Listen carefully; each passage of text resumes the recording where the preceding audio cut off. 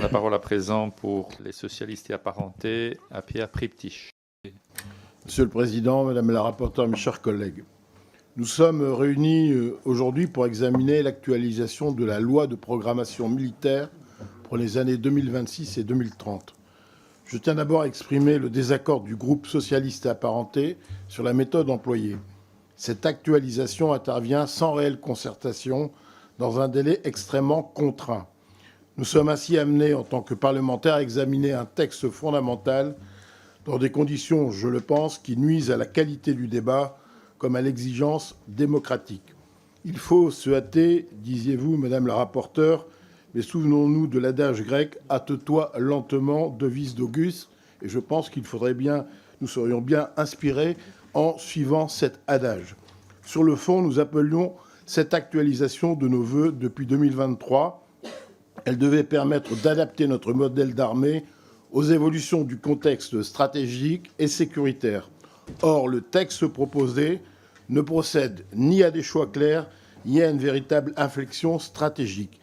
Il ne tire pas suffisamment les enseignements des récents conflits ni les transformations profondes du champ de bataille.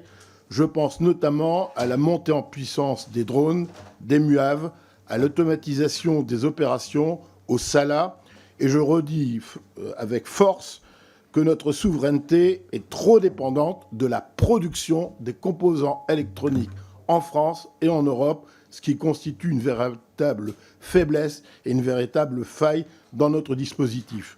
Autrement dit, cette actualisation ne repense pas notre modèle d'armée à la hauteur des défis contemporains. Il sera donc urgent de lancer dès 2027 un travail de fond qui passera notamment par l'élaboration d'un livre blanc. S'agissant de la trajectoire financière, nous relevons des fragilités et des rigidités importantes qui mettent en péril la soutenabilité de la programmation militaire. L'augmentation significative, plus 36 milliards d'euros, des budgets est-elle réaliste? Le Haut Conseil des finances publiques lui-même pointe des incertitudes.